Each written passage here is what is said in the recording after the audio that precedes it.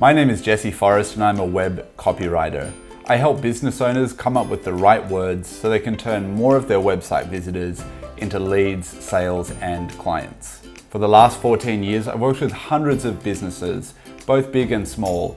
I've written about every topic imaginable, from financial planning firms to dating workshops and even Japanese toothbrushes. I've already shared my copywriting tips at conferences around the world and for companies like Chanel, Disney, and Sony. And now I'm excited to be teaching my first ever Skillshare class, Copywriting Tips for Beginners, how to write web copy that sells without being cheesy. This class is for beginners and anyone who wants to learn the fundamentals of writing for the web. You know, if you've ever struggled to come up with the right words to describe your business in an engaging and exciting way, or if you've ever stared at the blank screen with no clue what to write next, then this class is for you. So in this class, I'm going to be teaching you the key differences between writing content and also writing copy. You're going to learn how to write headlines that stand out and command attention. I'm going to be showing you how to use your words to stand out from the competition online, and also how to turn boring features into irresistible benefits. Fill in the blank templates to help you write headlines, subheadlines, call to action buttons, and so much more. So if you're ready to learn how to write web copy that's going to effectively sell your products and services, then I hope you take the time to enroll in this class, and I look forward to seeing you in the course dashboard. So what is web copywriting? Well, my definition of web copywriting, it's writing the words that inspire people to take action online, whether that's getting people to buy a product or service, to subscribe to a newsletter, or even just click a button. So copy is so important nowadays, and it's important to learn about copywriting because if you want to effectively communicate the value of your product or service to your target audience, then you need to learn how to write for the web. And nowadays, attention spans are getting shorter and shorter. You know, there is just millions of websites competing for attention online. You've got social media, email messages, push notifications. There is a lot of noise out there, and if you want to cut through and get people's interest and attention, then you need to be able to communicate to them effectively online, and that really is what website copywriting is all about. Now, you may have heard of content marketing and you may have heard of content writing. Well, that is not the same as copywriting. Copywriting is a specialized form of writing, and it's very different to content writing. I want to make this distinction because when I talk to a lot of people, whether it's at conferences or seminars, about the difference, I find business owners in the past, they've tried to hire somebody to write their blog post, but then to also write their website homepage. And these are two very different types of writing, and let me explain. Content writing is all about writing a piece of content, whether that's a blog post, an article, a how-to video, or even an infographic. It's all about writing content that's going to build a relationship with your audience. It's giving value to them so you can build a relationship and then eventually you can sell something to them. So content writing is all about informing, entertaining, and also educating people. Whereas copywriting is all about getting people to take action. So let me show you different types of copywriting and content writing. So we have here for copywriting websites, landing pages, sales pages, email campaigns, video scripts, and white papers. That's all web copywriting.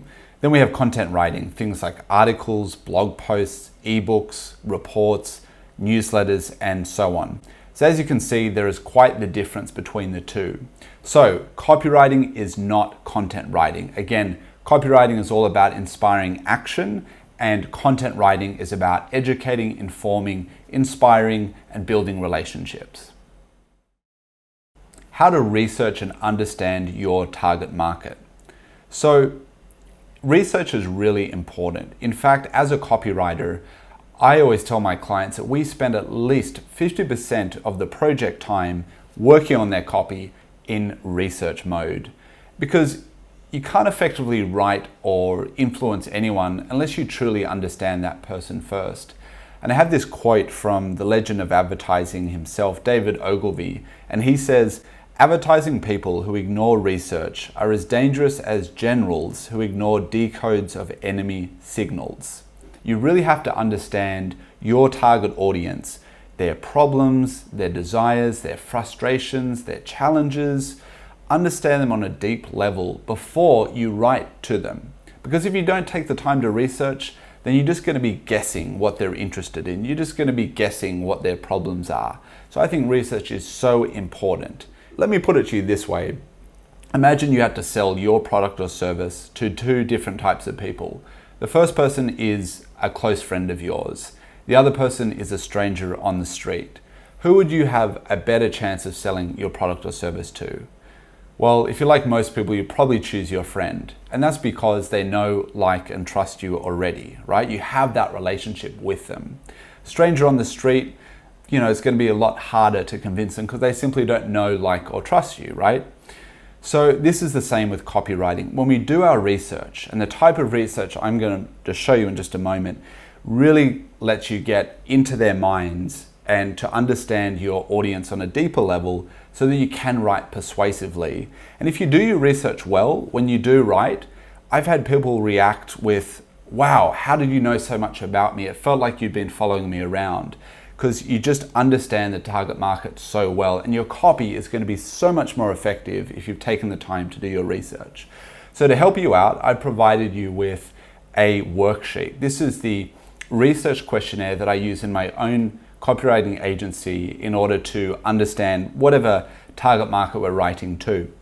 And it's going to ask questions like, who is your target market? What problems are they experiencing right now? What benefits does your product or service deliver? And also, how is your product or service better than the competition? Now, there's a lot more questions in the questionnaire, but you'll find that available in the class project. So when you get the chance, download that, answer those questions, and really get to know your target market on a deeper level.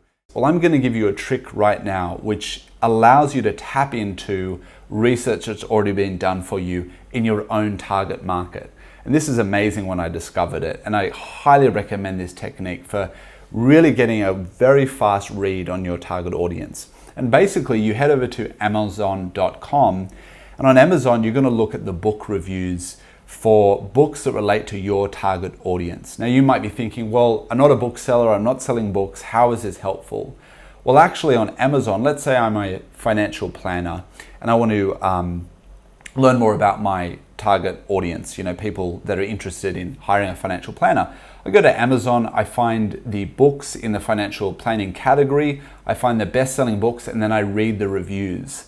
When I read those reviews, people are going to tell me everything I need to know. They're going to tell me why they purchased that book, what problems motivate them to search for the solution, in that book, what they're looking to learn, and so much more. So just by reading those reviews, you really get to tap in on that target demographic and help you answer that questionnaire so you can understand them better. So let's jump onto Amazon.com right now and I'll show you how to do this. As you can see, here we are at Amazon.com and we've gone over to the books department. So you can go through by clicking on departments, finding books, and it gives us all of the different categories of books, or at least most of the categories of books. So going along with the example that I was talking about earlier, we're going to look for business and investing. So let's imagine I am wanting to write and research about financial planning because that's my business. I'm going to go over to business and investing because that's the category.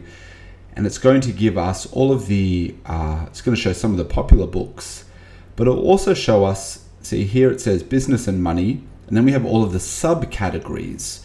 So let's, again, assuming we're a financial planner, we might look for finance, or we might also look for investing. You're going to decide, or maybe look in both of them. Let's start with finance.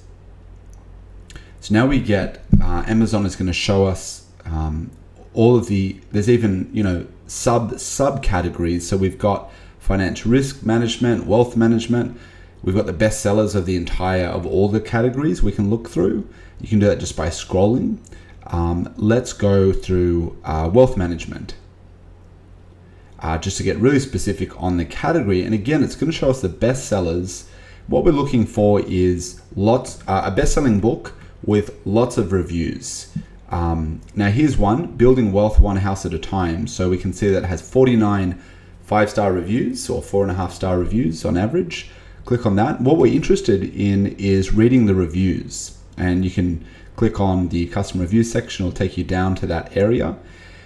And we're going to look through some of these reviews. And look at how interesting is this. Read reviews that mention, and then it's got some of the most common words that Amazon has found in these reviews. Things like beginner, investment, houses, homes. So already we're getting a sense of the language that this market of customers, people who have purchased books, Amazon is already telling us what are some of the most common words, which is giving us a language right there. That's just fascinating.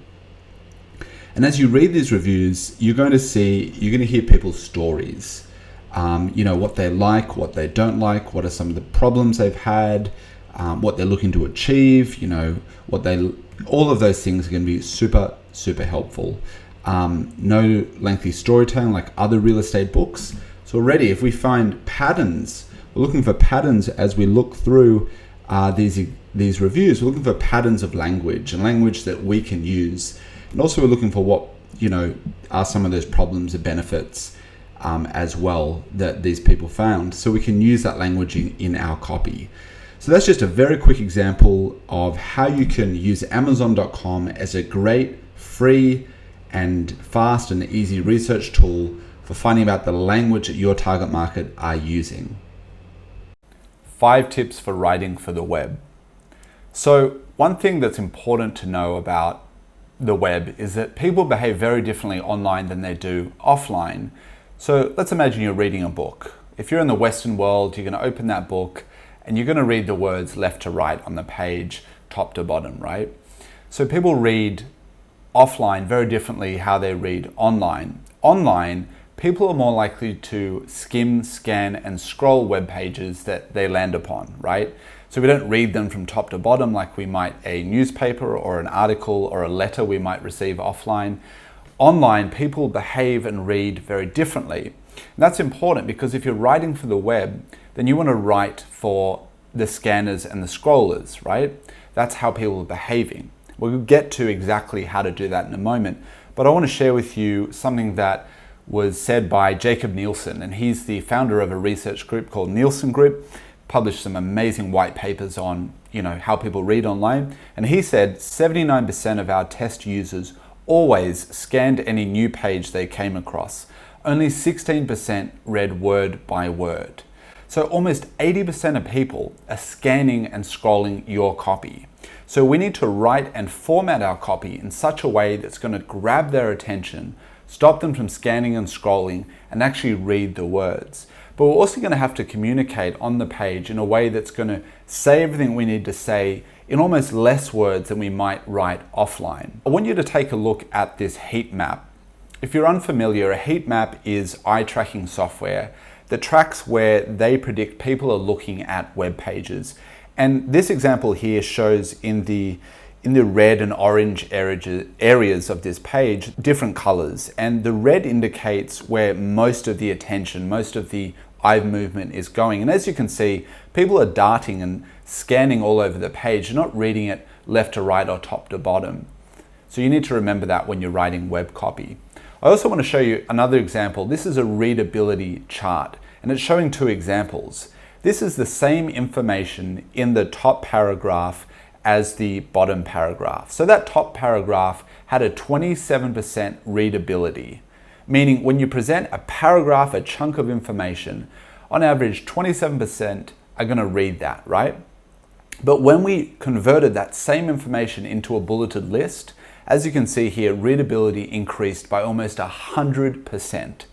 So that just goes to show a bulleted list of conveying your web copy online is going to increase readability and therefore increase your conversion rate, your sales, so much more than just having a big chunk of text, which again, the scanners and the scrollers are probably just going to scroll past. Put it in that bulleted list, more people are going to read it. So that's just one of the tips for writing web copy. There's actually 5 tips. So the first tip I would give you is you want to highlight or bold important information. That important information might be benefits, there might be results you're promising in the copy, or there might be even some of the problems that you help the target market overcome. So we want to highlight and bold important information. We also want to have bulleted lists, as I've explained. Meaningful subheadings, okay? Subheadings are kind of what you see as headings between paragraphs. They help break up the page and they increase conversion and readability. Also, we want to have short paragraphs. Short paragraphs are far more effective, again, with getting people to read your copy and get involved in your copy. And also we want to have short, punchy sentences. We don't want to have rambling or long-winded sentences that aren't going to convey our information very effectively. So, what I want to show you now that we've covered those 5 tips for writing for the web and why writing for the scanners and the scrollers is so important, I now want to show you just an example of how this all comes together and what an effective page that utilizes these 5 rules looks like. Okay, so now we're at one of my clients' websites, and this client is a stylist, and what I'm about to point out to you is how we used the 5 tips for writing for the web in a real example. Now, I understand that it's very difficult to find an example that is going to appeal and relate to everyone who watches this video, because everyone has different kinds of businesses or services they offer, so not everyone is going to relate to the example that I'm about to show you. So what I do encourage you is to look for examples that do relate to you, and one way to do that is to Google what I've just Googled here, which is landing page examples. And you're going to find tons of different examples that hopefully do follow the 5 tips that I've already outlined in the video. And you might be able to find one for your specific industry. But regardless, these tips should relate to every industry and business. So let's go through. So they've got a great headline and some hero imagery, which is good. The image here supports the headline. It's related. What you'll notice here is this is what we call a meaningful subhead. What are you silently communicating? So the goal is, remember, people are scanning and scrolling, then they scroll down here past the above the fold area, which we've talked about in some of these videos. So you scroll down here, this subheading is going to get their attention and get them to start reading. So that's a meaningful subhead. And you'll see the subheads that throughout the page. Sometimes you use questions like, is your image sabotaging your success? Because we know that's going to speak to the target audience and get them interested in reading more. And some of these subheadings are, about a benefit, like making a great first impression. So they're the meaningful subheads we talked about. Bulleted lists.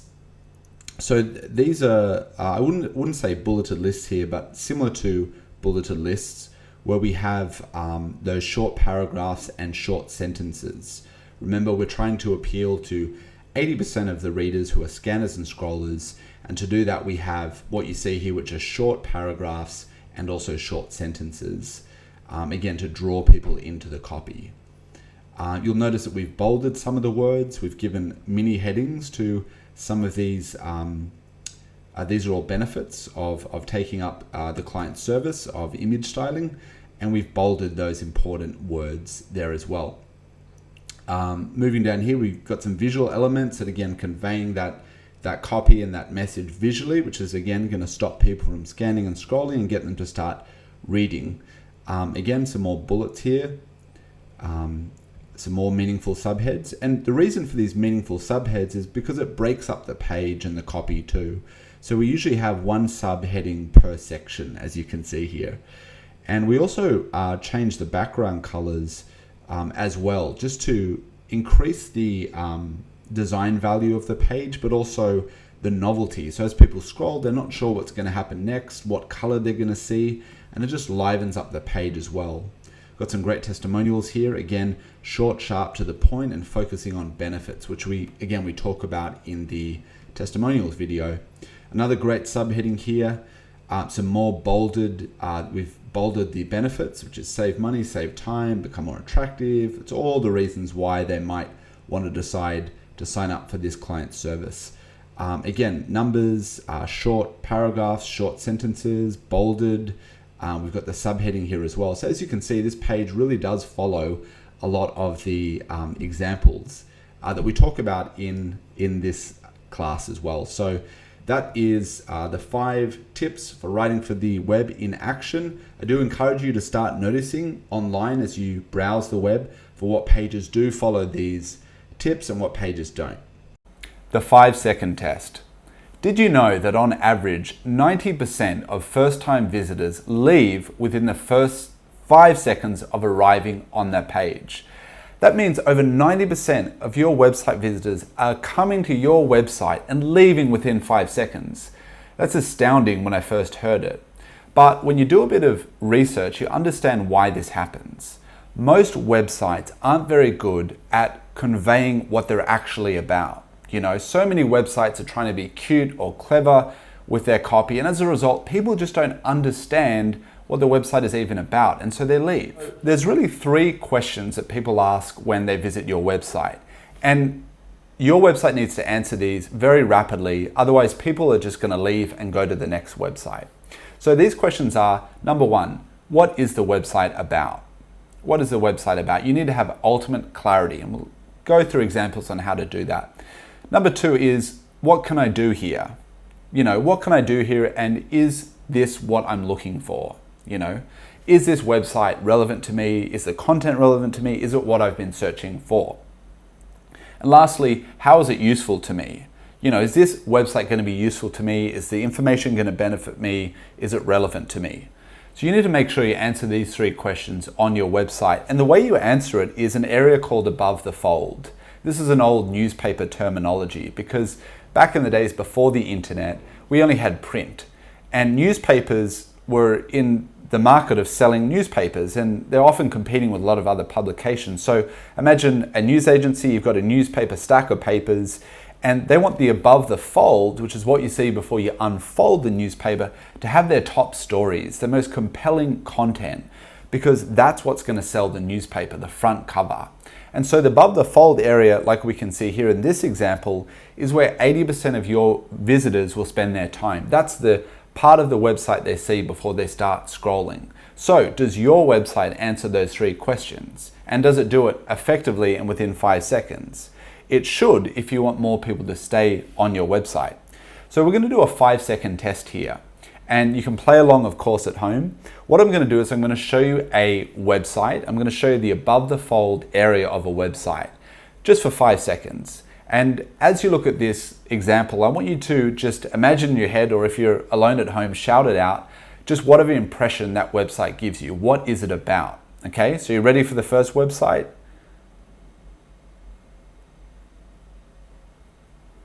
All right, what was that website about? When I first looked at it, I had no idea. I've shown this at seminars as an example, and people yelled things out like panda, green, technology, office supplies. It seemed like no one really knew what this website was about, didn't convey or answer those questions very well. Now let's look at a second example. Again, you have 5 seconds. If you're alone, shout it out. If you're not, maybe just think it to yourself. But what is this website about?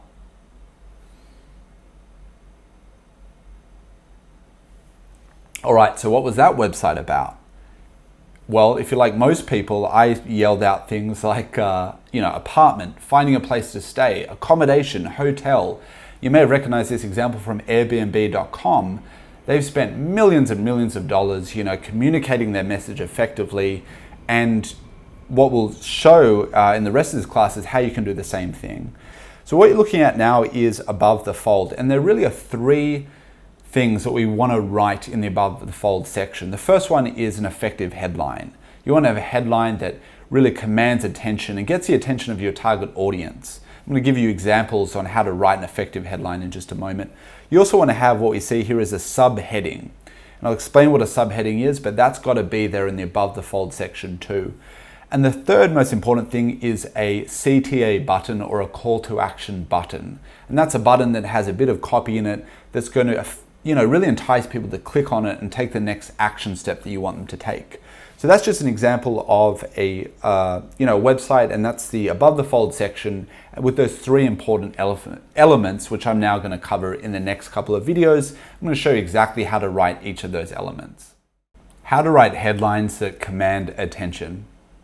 I have another quote here from the godfather of advertising, David Ogilvy, And he says, on average, 5 times as many people read the headline as they read the body copy.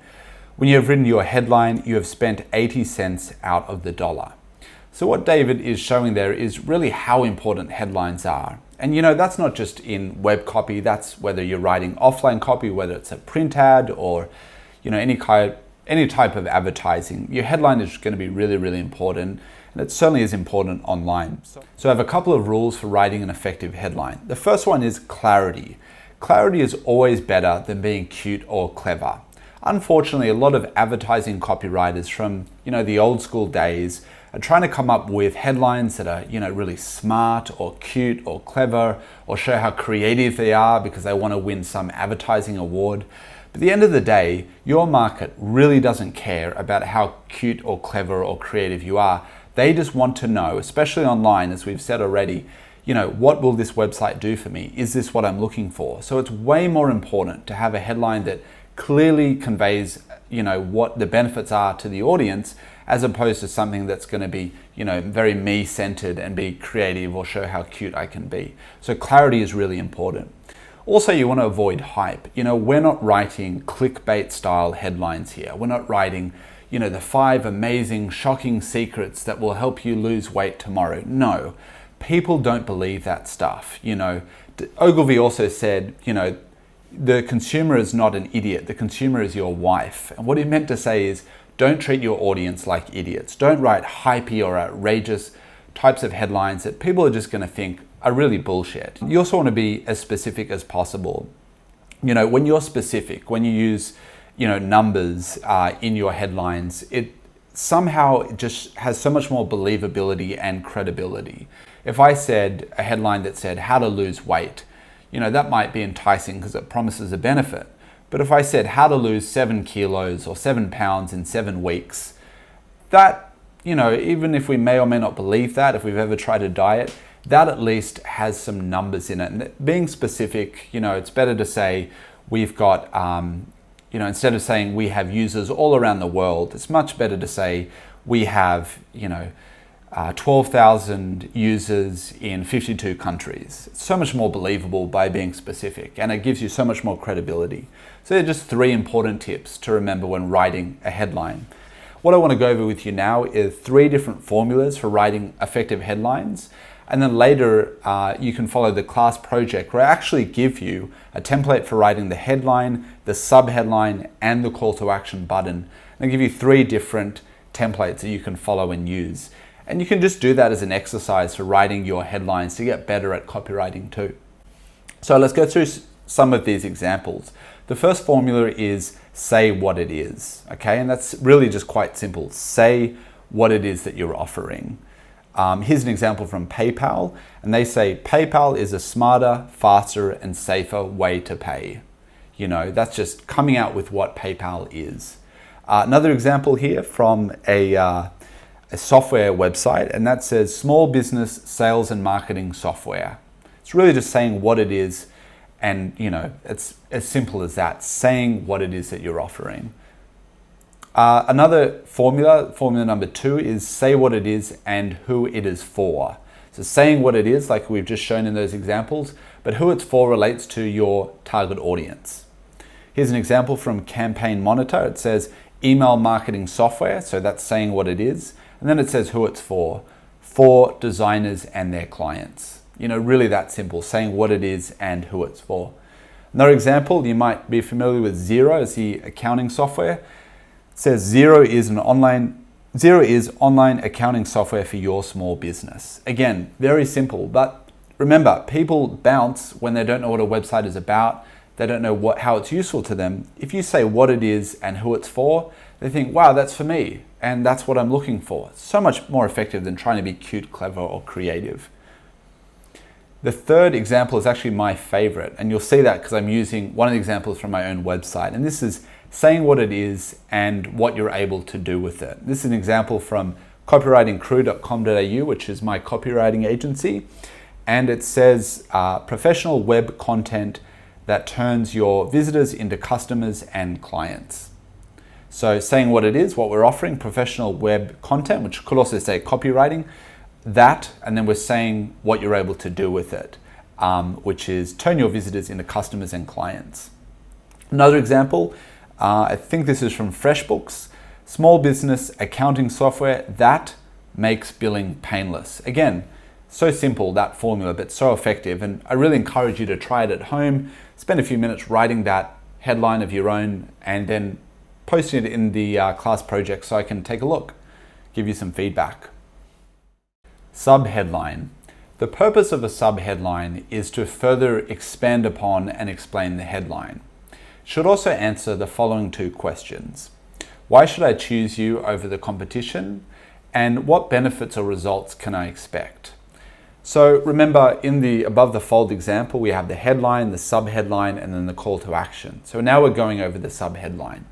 And I'm going to show you some examples from popular websites that have millions and millions of users. One of them you're probably going to recognize immediately, and that's Uber.com. Now, Uber is changing their website all the time, and that's another important copywriting lesson. And that's the idea of you want to continually test different types of copy. So change your headline, change your subheadline, change some of the copy on your page. If you already have a website already, apply these techniques and see if you see an increase in response, an increase in conversion rate. So let's look at Uber.com. And this is the homepage. So what we're looking at here is we've got the headline, which reads, tap the app, get a ride. But what we're really focusing on in this video is the subheadline. That's what we're reading underneath. And it says, Uber is the smarter way to get around. One tap and a car comes directly to you. Your driver knows exactly where to go and payment is completely cashless. So let's break that down. Remember, your subheadline should communicate or answer the two questions, why should I choose you over the competition, but also what benefits or results can I expect? So in this example, where can we see why should I choose you? Well, I would point it out as saying Uber is the smartest way to get around. Okay, so they're positioning themselves as a smarter alternative maybe to taxis or other companies. And then it also says one tap and the car comes to you. Driver knows exactly where to go. So what that's saying is two things, why they are better than the alternatives being, taxis and other forms of transportation. So what about the benefits? I would say one tap and the driver comes directly to you. That's obviously a huge benefit. I can do it on my phone. I don't have to pay or pull out cash. It's done for me automatically. I can just jump out of the car. So Uber has done a really good job in this subheading of answering those two questions. Let's take a look at another example. This is from Trello.com. Trello has millions of users. They're a project management platform. So looking at the subheadline, and actually I've modeled this subheadline to come up with a really cool template, which again you'll find in the class projects on how to write your own subheadline, and I encourage you to use it. But the competitive advantage here says, drop the lengthy emails, out-of-date spreadsheets, clunky software. So they're mentioning three things that they know their target audience, people that use project management software, have probably hated about other types of software. The fact that there's email threads or it's out-of-date spreadsheets or the software's clunky, that they know about those problems. And they've mentioned them straight away in that subheading. Then of course we get to the benefits. So first they're saying what it isn't. It's not going to be lengthy email threads or out-of-date spreadsheets or clunky software or sticky notes. And then they're going the benefits of what it actually is and how it helps. So they say Trello lets you see everything about your project in a single glance. And it really does. It's an awesome piece of software. So again, say what it isn't and comparing it to all those other crappy software managing tools out there. And then they say, or project management tools, and then they say what it is and the benefits. So really great example there. Call to action button or CTA button. Now these are really important, and these are really step 3 in the above the fold section of your website. So what we're talking about here is that little button, but specifically the text or the copy within that button. It's really important. It can make a really big difference in how many people click on it and actually take action on your website, which is really what copywriting is all about, getting people to click on that button, fill out a form, or contact you, right? So button copy or CTA button copy is really important. So let's go over the rules of writing effective CTA button copy. It's important that the button informs people what will happen or what they get when they click on it. It's a good rule of thumb to follow in writing your call to action button, I want to give you a few do's and don'ts for writing the button. First of all, do prominently place the button on your website, meaning have it in the above the fold section. Don't bury it further down. It's really important you have it up there. I also like to have the CTA button at the very bottom towards the footer of the page, because what happens on a lot of web pages, people scroll, remember scanning and scrolling, they scroll all the way till they can't scroll anymore, and often that's at the bottom of the page. So by having it down there as well, you're getting a second opportunity to get them to click and take action. So do prominently place it. You also want to use bright and contrasting colors. So bright colors, think of all the different highlighter colors. I mean, I've got my desk here with some pens. I like blue, and that's why I only have blue pens. But what you want to do is think about all the different highlighted colors, whether it's a hot pink or orange or red or turquoise blue, whatever it is, have a bright color because you want that CTA button to stand out. So that's really important. It should also contrast. You don't want to have, a red background color and then an orange button because it'd probably be hard to see. It's much better to have a contrasting color to the background color. So don't use the word submit unless you're a dominatrix. Submit is really, a boring word that doesn't really invoke action, and no one truly wants to submit, again, unless you're in that scenario with a dominatrix. So we want to use action-orientated words. I'm going to give you a whole bunch of them in just a moment, but remember, never submit. So here's some good and bad CTA button examples. We've got sign up free, get started now, get in touch, join free, shop now, add to cart, book a class. Notice how those are all, action-orientated language. They're getting people to take action. Some bad examples here are like submit, click here, or download. It could be so much more, creative with our words than using those boring examples. Now I want to give you a few real-world life examples of CTA buttons in action, just so you can see how they're worded. The first, again, is going back to my website, and we've got get in touch, and that's because I want people to fill out a contact form. So get in touch is, a really relatable thing to say, and it's, asking them to do something. So that's very effective. Here's an example from Netflix. Netflix obviously are testing everything on their website to get maximum exposure and conversions, and they've got join free for a month. And that's obviously a very effective CTA button, telling people what to do and what they get when they click that button. Here's one from Treehouse, another website.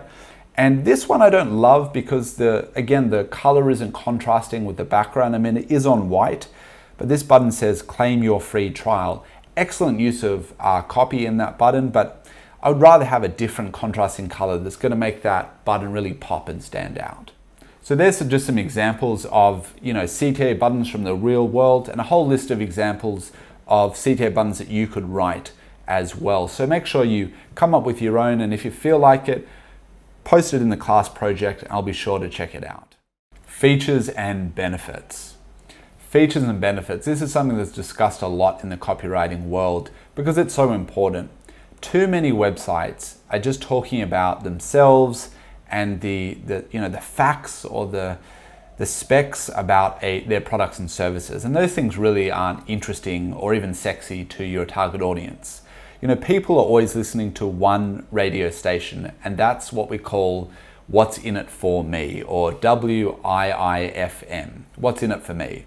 That's what we care about at the end of the day. So you want to make sure that your copy, a good way to test is if you're talking, about the benefits of what people get and not just the features. A good way to quickly check is to do a word count. How many times are you using the word you as opposed to using the words we, us, or our? You're just talking about yourself and how great you are and how great your products are, or are you talking to your audience and explaining the benefits and the problems that you help them with, or how your product or service can help solve those problems?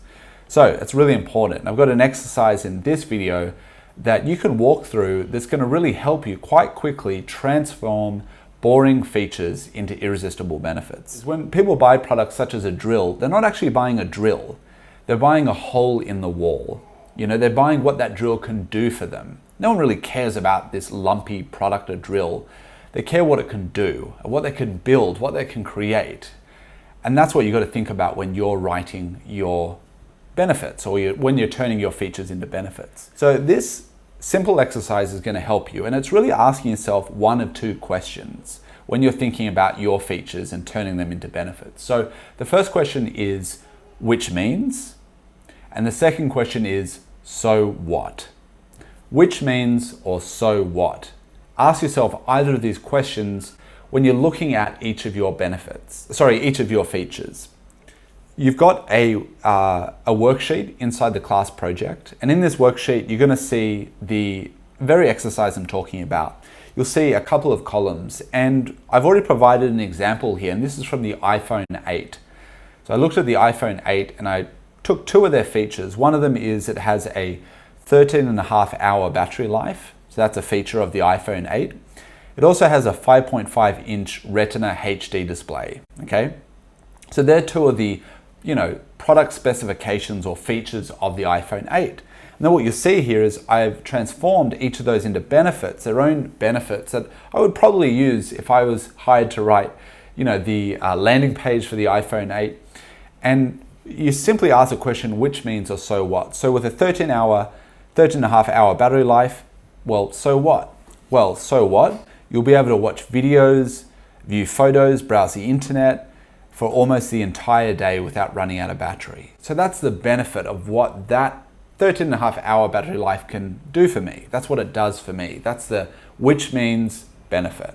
Then we have another one which you can read in your own time about the Retina display as well. So use that exercise for transforming your features into benefits, and take the time in that worksheet to write down as many product features that you can think of your product or service.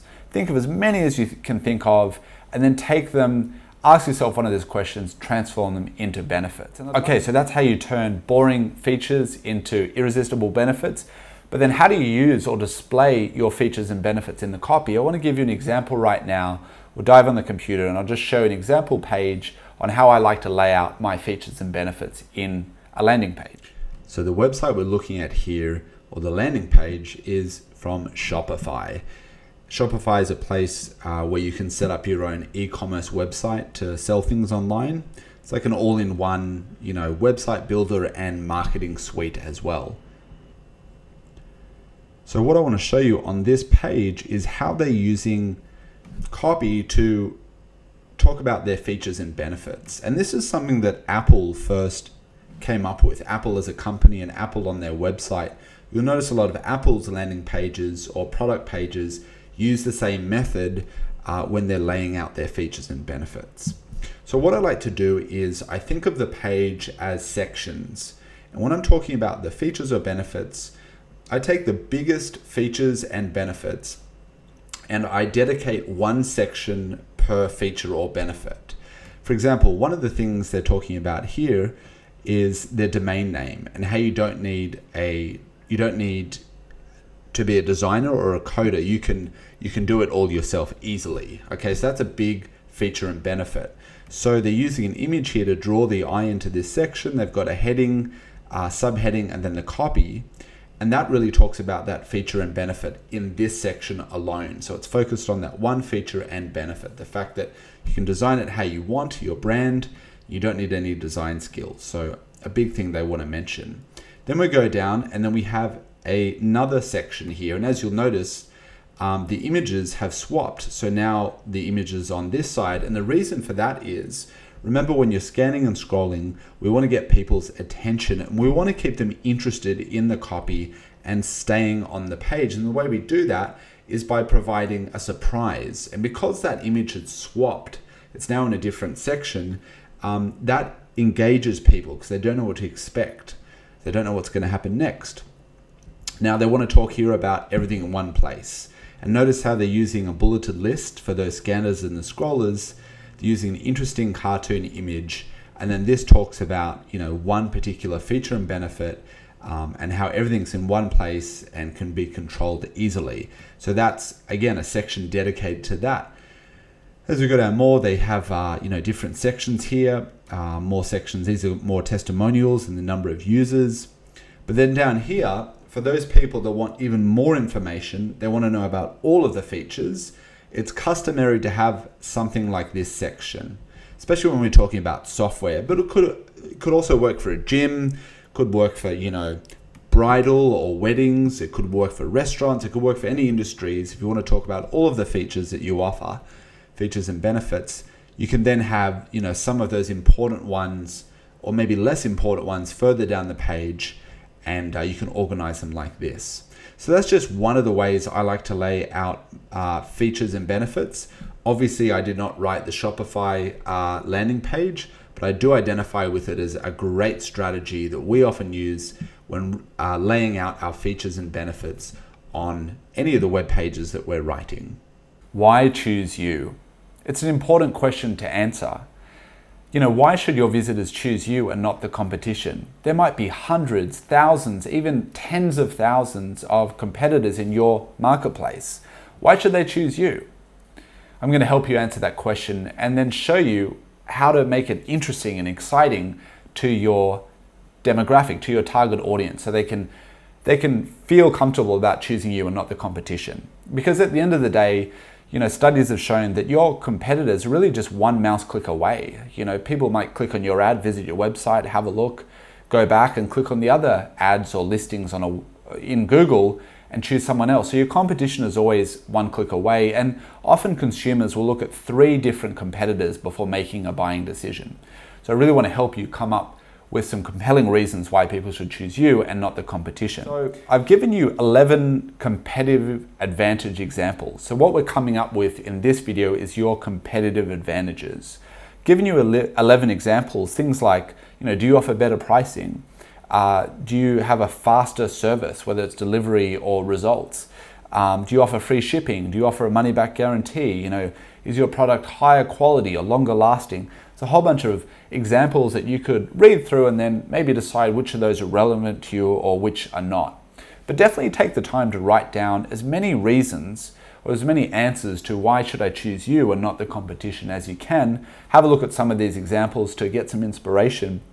And then what we want to do is use this exercise to really write down all of your competitive advantages, whether it's speed or quality, or maybe you give them more value than the competition. Come up with as many as you can, and then what you want to do is ask yourself the question, well, what does this mean to my target audience? What does this mean to my visitors? For example, we offer better pricing, or we're more affordable. This example I'm showing you here in the worksheet is, well, that means you'll save money and feel satisfied you're getting the best deal on the highest quality products, right?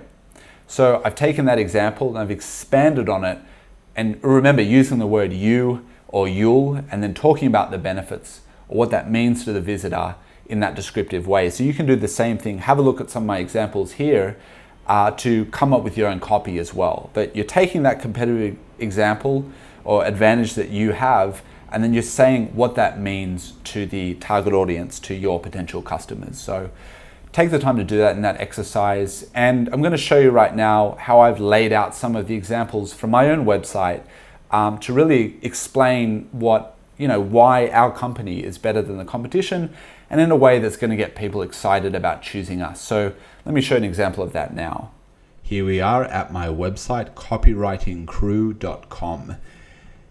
And we're going to scroll down here to the area where I answer the question, why should you work with us, or why choose us over the competition? So there's 6 reasons on this page, and I answer that question in this section, which is directly underneath the above the fold area. And I've got 3 reasons here: affordable copywriting, fresh content delivered fast, and then professional native English copywriters. And I did my research and I know what my audience, my target market cares about. So I made sure that the reasons we're coming up with are true and that also they care about. Now, you'll notice here that we have an icon image above each of these reasons. And then we have a small heading or mini heading, and then we have a short paragraph of text. Now, the reason is the icon or the image draws the eye into that area of copy. So images are great because that's what people notice first before they notice or read text. So we incorporate that image to draw the eye into the copy. And then remember, people scan and scroll the page. So that's why we have a short mini heading here that summarizes the short paragraph below. So if they're scanning and scrolling, they can read these and get a quick idea of what all of this is about. or if they're part of that 16% that likes to read word by word, they can then read more as well.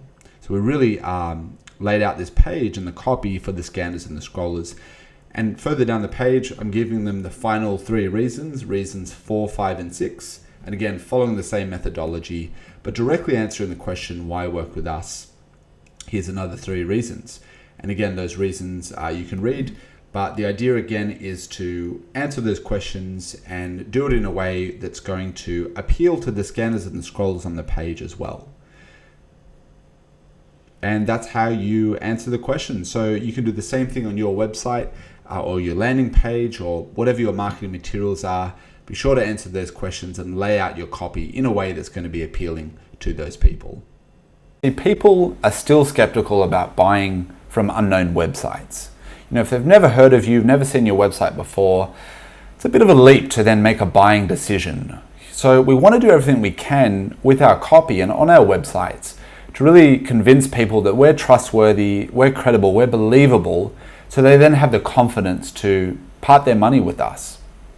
So I'm going to give you 3 ways in this video, 3 proven methods for using copy and other visual elements to boost your credibility, to make people feel like they can trust you. And that's so important nowadays online. So the first way is with testimonials. And testimonials are a powerful way to increase credibility and trust. In fact, 61% of shoppers read product reviews before making their decision. And that's why websites like Amazon and eBay and other big retail websites, they use and rely so much on customer reviews with their product description, because they know, even hotel websites like Expedia and Booking.com, they know the power of having real customer reviews is going to help people in the decision-making process. So while we might not be a big e-commerce website or a bookseller, we can still use the power of testimonials or product or customer reviews in order to boost our credibility online. But unfortunately, not all testimonials or reviews are created equal. Some testimonials are actually going to hurt your credibility and probably lower your conversion rate. So I want to give you examples of good and bad testimonials and show you the difference and how you can write the same or get the same from your customers or clients. Here's an example of a bad testimonial, something you definitely don't want to use. I've just made this up, but don't accept or use any testimonials like this. Jesse is great! Working with him was awesome. It was an awesome experience. I highly recommend him! Then we've got J. Thomas, so not even someone's full name. How much do they love the product or my product or service here if they wouldn't even use their full name? Clearly, this testimonial was either made up by me or it was given by someone who doesn't really believe in what they're saying. So never use a testimonial like this. It's also really vague. It doesn't really say anything, does it? Other than this person was excited about working with me. You need to have more information in your testimonials, more compelling information. I'll show you how to do that with a much better example. This example is from my website again, and I'm going to break it down and show you why this testimonial is so much better and way more effective. So first of all, let's look at the headline. Yes, this testimonial has a headline, and it mentions a specific result, over $100,000 worth of sales. Remember how we said being specific is so much more powerful than being vague? So what you want to do when you get a testimonial from someone is look for any result or benefit that's specific in the testimonial and then use that as a headline for the testimonial. That's also going to help with the scanners and scrollers as they go through. They're going to see that, it's going to pop out. They're going to know the gist of the testimonial without having to read the whole thing. So take the most salient result or benefit from the testimonial, put it in a testimonial headline for that testimonial. So specific result in the headline. We've used this person's full name, which is Dale Beaumont, and we've also said who he is. So we've used, who he is that's going to give him credibility. We're not just using his initials. We're also using a mugshot photo, and this photo again shows it's a real person, or is so much more believable than not using someone's photo. It also draws the eye into that testimonial by having a photo image. Yeah, all of those things are making that testimonial so much more believable. It's also not long-winded. People might give you testimonials that are almost like an essay. We don't need the whole life story. We want to know, how this testimonial, how this customer was helped, what benefits they got, what they most liked about working with us, and would they recommend us? That's what we want in a testimonial, not some long-winded life story essay. All right, so testimonials are really important. If you can get them from your customers, it's as simple as just asking for a testimonial, asking for feedback. If you get a call from a client or customer who's really excited, be like, hey, this all sounds great. Do you mind if I, write some of this down and send it to you? And if you approve it, can I use it as a testimonial? You might email someone after they buy from you and be like, hey, love to get your feedback. I would love to use, you as a customer review or case study on my website. May I get your thoughts on working with me? So just ask your customers or clients. Often you'll be surprised at how many will be more than happy to give you a testimonial. So this is where you use visual elements like logos or awards, or do you have any qualifications, maybe associations you've worked with, or even media mentions. Maybe you were featured in a few different publications or websites that other people recognize in your target audience. Maybe you can use these on your website to show that other people are kind of trusting in you, and therefore your visitors can trust you as well. Here's an example, trusted by leading companies. Again, this is from my own website, but these are some companies that we've worked with, we've written copy for, we're showing them off, and we have permission to do so. That just gives us a lot more credibility in our web copy. So, use those as well. Here's an example of a company that using different businesses they're certified with. It says we're fully certified and registered to support and advise you on all financial and taxation matters. And they're showing they have a CPA, they're registered with MyOb and Xero, and they're a chartered accountant. Again, they're showing off their qualifications and certifications. So if you have those, use them. They're going to help with your credibility. Number 3 is a bit different. This is all about the power of demonstration. We often laugh at infomercials late at night, but they've sold often some of those infomercials at 3 a.m. selling all kind of weird and wacky products. They sell millions, sometimes hundreds of millions or even billions of dollars worth of product, all through the power of demonstration. You might laugh at some of these infomercials, or you might have bought some of their products. But at the end of the day, if you can show video of you actually using your product, demonstrating how it works, or someone experiencing your product and showing the benefits that it can receive from using it, how fast it chops or slices or dices or whatever it does. If you can show videos of your product being demonstrated with an explainer video, or if you can show a product demo if it's a software, or if you can even just show photos of your product and how it's used, it's going to increase the desirability for your product, but also people see, wow, that is a real product and I can see the benefits being realized. So examples of that are Dropbox.com, you might have heard of. As soon as they added an explainer video, and I think it was only like a 2-minute video to their website, they raised 10 million additional customers. Now, they were getting already millions of views or visitors to their website. By adding that video showing how Dropbox worked, they increased their users, their customers by 10 million, which is incredible. Again, not every website is going to get that result, but video, that's the power of demonstrating your product. Dollar Shaver Club, you might have heard of. As soon as they add this kind of quirky video to their homepage, they saw 12,000 new orders within 2 days. Again, an incredible result, not typical, but it shows the power of video. If you can do that, you're going to get amazing results. Here's another one from ties.com. This is an e-commerce store selling ties.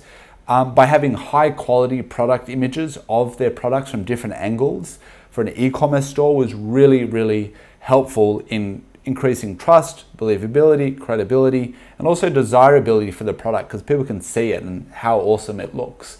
So do invest in either getting a video made if you can demonstrate your product, or just getting some great shots of your product or service being used. It will increase your conversion rate, typically speaking. So that is really the 3 different ways that I show proof and trust online when I'm writing copy. There's some of the visual elements and the testimonials. Do see if you can gather those, incorporate them to your copy. I think you'll see great benefits. Copywriting, if you're not familiar with it, might seem daunting. It might seem overwhelming to look at that blank screen or piece of paper and you just don't know how to get started. So I wanted to leave you some tips, some mental tips for really approaching copywriting. I want you to know that even the pros struggle from time to time when it comes to writing. But the difference is we've gone through the process so many times. We know when an obstacle pops up, that it really isn't the end of the world and that we can write around that obstacle. I know that myself, at times in my career, I've struggled with writer's block, with self-doubt, with negative self-talk. I think those are constant things that writers go through, that creatives go through.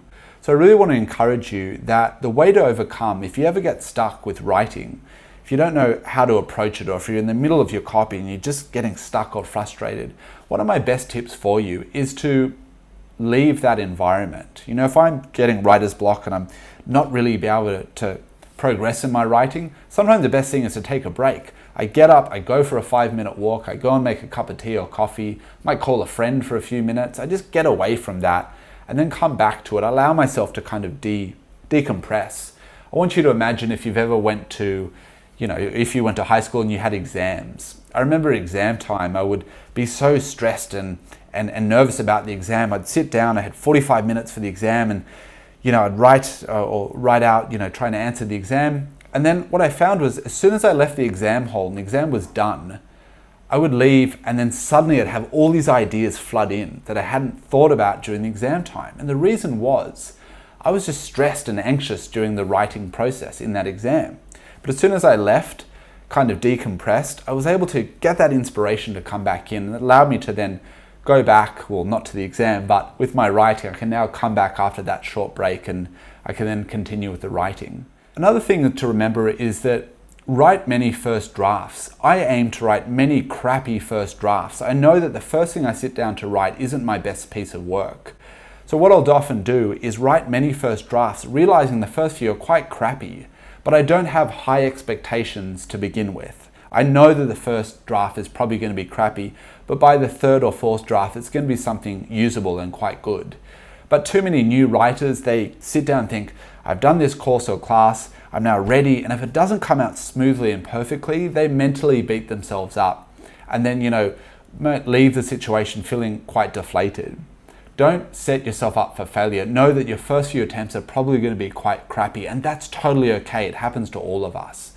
But approach writing from the easy parts first. If you know that you're going to write your headline, you're going to use one of the templates, great, do that first. If you know that you're going to write about your competitive advantages first, do that first. Writing isn't linear. You can start from any part of the web page that you're writing, and then you can move, once you've done the easy parts, to a harder part later. So that's just some tips for approaching copywriting, especially as a beginner. Know that it's difficult. Know that the pros often struggle. Give yourself a break if it gets a little bit hard. You can always come back to it. And of course, write the easy parts first. I really hope you've enjoyed this class. This is my first Skillshare class. I'm going to be publishing a lot more in the future.